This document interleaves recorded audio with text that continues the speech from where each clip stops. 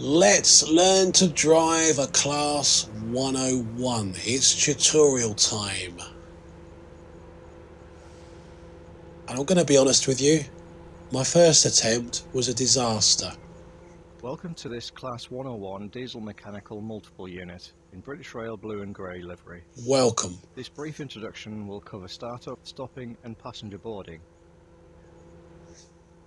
A lot of time will be spent in the cab, so climb aboard to get started. Okay, that's what we'll do. Yes, I'm going to be honest with you. I'm going to hold my hands up. I tried to do this the first time and I made a complete disaster of it. I really did. These little DMU things, I'm a complete loss as to how you drive these. Nothing like an ordinary loco.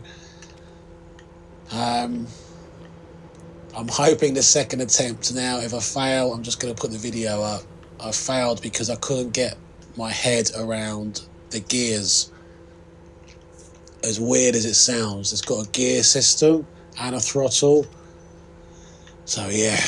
But yeah, I like these little things. They remind me of when I was a kid, all those moons ago. We used to go on holiday to Newquay, and it was a fantastic journey for a young boy who was interested in trains. We used to take the Intercity HST out of Paddington, and I think we used to change at Par, and we used to change to something quite similar to this, a little DMU. I think a few years, if you were lucky, or if it was very busy, the Intercity actually went into Newquay Station, but that was very rare. That was quite a rare occurrence. I'm trying to think, that would have been, what year would that have been? Don't know, the late 1970s, I suppose. So the HSTs were real, really exciting thing back then. And I remember my, one particular year, I remember my dad taking me all the way down, because we were there quite early. He took me all the way down the other end of the platform.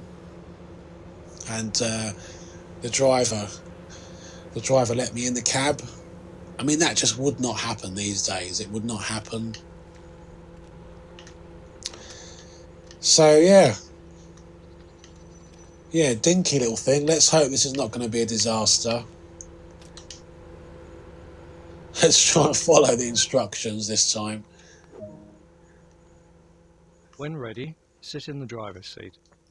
Okay, thank you. The main switch is used to activate the control desk. Yeah. Just the whole, mechanically and the whole layout, it's just so different from a loco. Marker lights are used to inform others around that this train is active. So these should be white.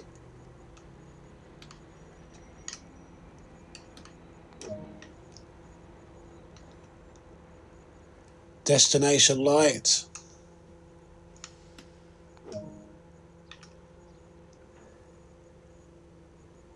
Set the throttle to full. You see, I don't really understand why you do that. This DMU has 4 engines across the whole unit, all of which need to be started. Okay.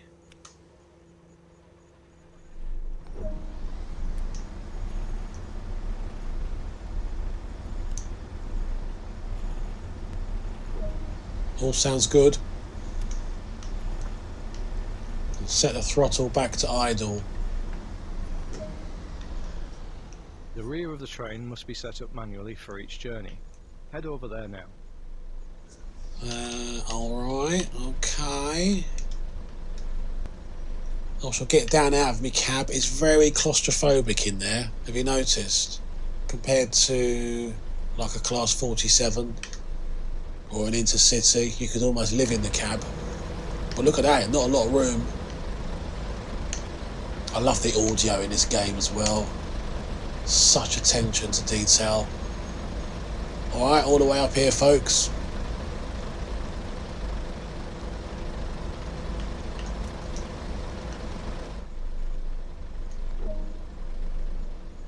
Red marker lights are used to signify that this is the rear of the operational train. Okay. Wow, are they wooden frames? These windows are set in wooden frames? God.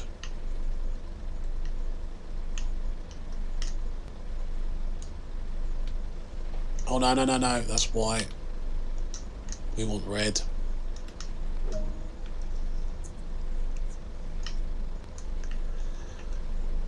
The biggest handbrake you've ever seen.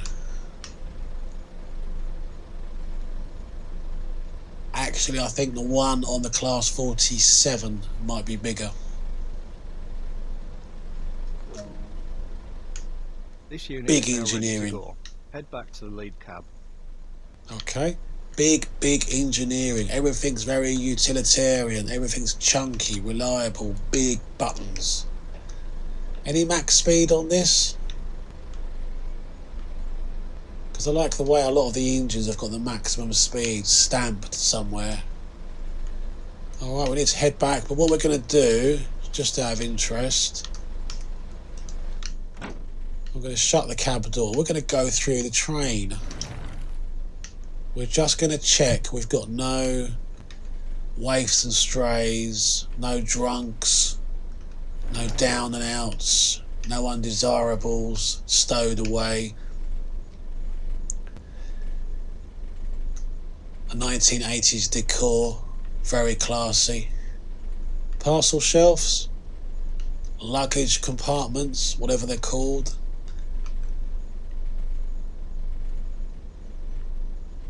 I just love the attention to detail in this, I really do.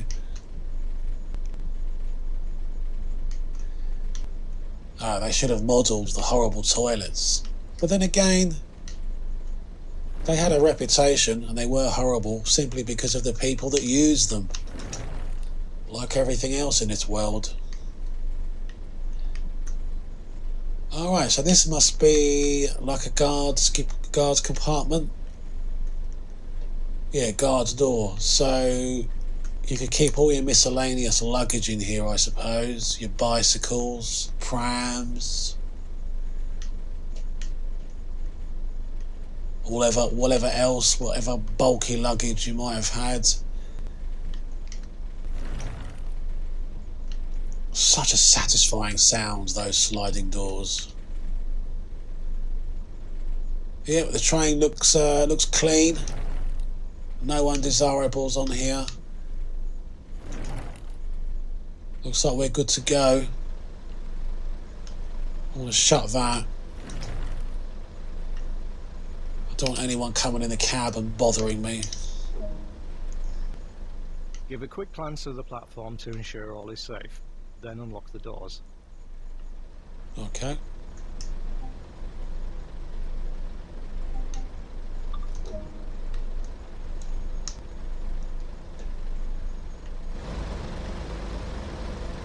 Yeah, I've noticed on the tutorials there's never any passengers. I suppose there wouldn't be really.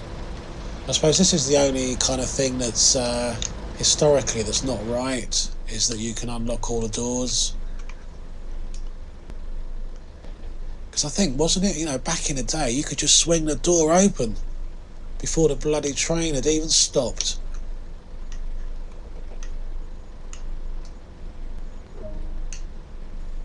Boarding is now complete. Set the doors to locked. Okay, we're going to lock the doors. I do remember people opening the doors and the train was just coming into the station, you know, because they needed that extra 90 seconds in the office. Right, lock right. I need a quick drink. Use the reverser to set the direction of travel. Right, so reverser, that's a familiar concept. This train features a gear system similar to cars on the road. To attain higher speeds, the active gear must be increased at the appropriate time. When accelerating and the RPM dial reads in the yellow zone, it is appropriate to change up a gear. Okay. Now this is where I got it completely wrong.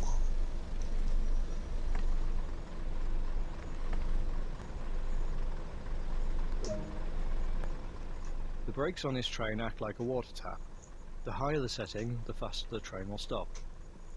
Open the valve to select the desired pressure, then close it again to maintain that pressure. Yeah, you're losing me already. So they're applied.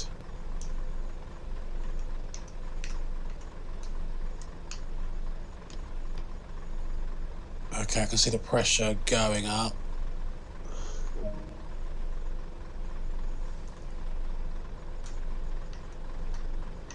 Let's take the massive handbrake off that looks like it could prevent the earth from spinning on its axis.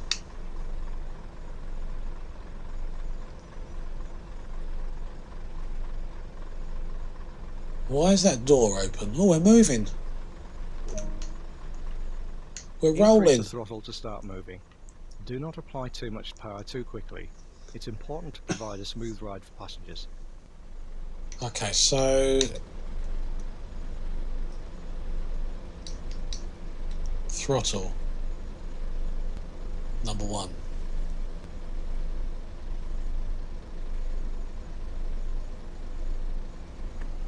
Number 2.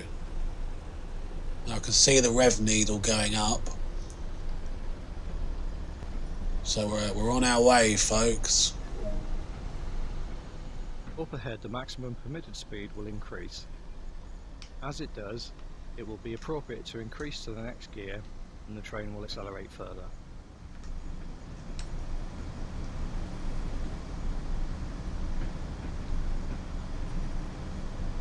Okay, so 15 is the limit. Alright, okay, so we're at the limit at the moment.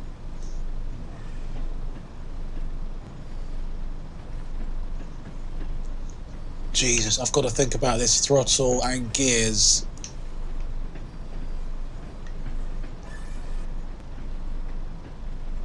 And then on top of that, I've got to think about braking. Alright, so let's give it a little bit of welly. The process of changing gear has several steps. Reduce the engine RPM by setting the throttle to idle. Engage the new gear, then return to the desired throttle application. Alright. Let's try. Okay, I think that's the bit I missed out.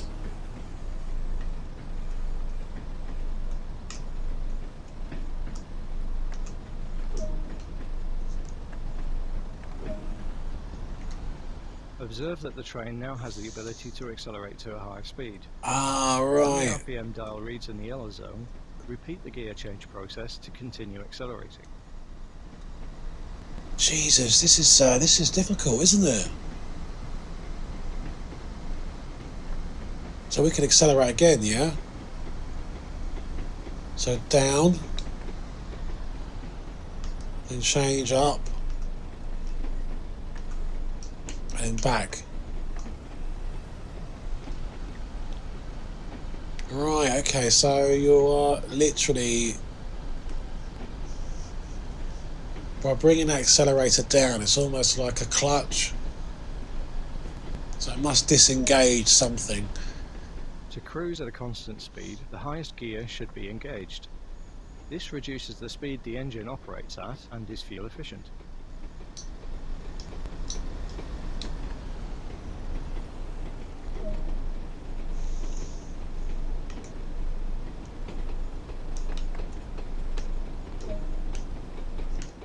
Let's stop at the next station. The key aspect is to make a gentle, controlled approach. Okay. Stopping a train in the right place is the greatest skill of a train driver. It may take a few attempts to get it right. Depending on the speed of the train, begin braking between 1.5 and 1 mile. Use the control now to set the brake pressure dial to the indicated value.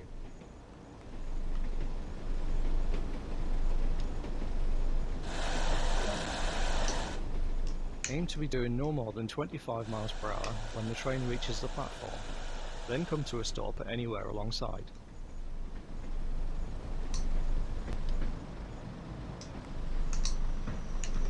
Oh.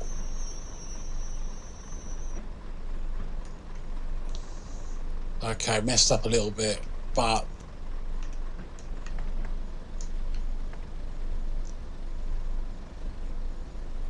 at least I didn't completely overshoot it, hit the red and fail,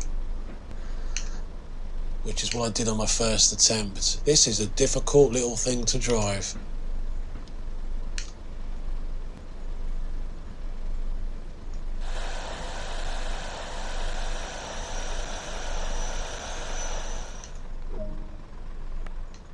Well done. Practice makes perfect. Give a quick glance at the platform to ensure all is safe, then unlock the doors.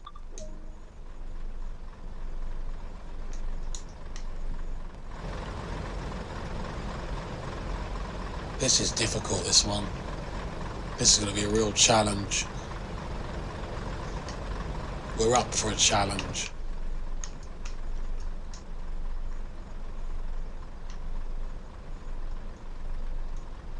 Getting a hang of this bloody gear system, bringing it all the way down the throttle in order to change gear, bringing it back. It is, if you think of it like a clutch, so sort of disengaging the gears.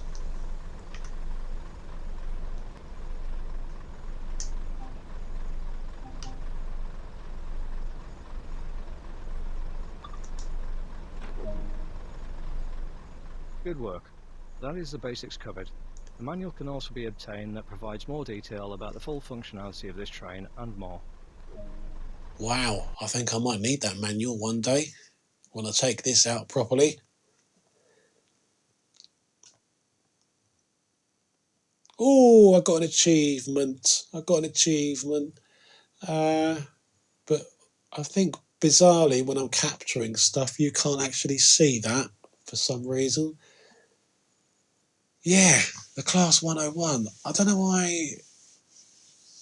I don't know how to. I think we had a nickname for it years ago, and I can't remember what it was. But that's difficult.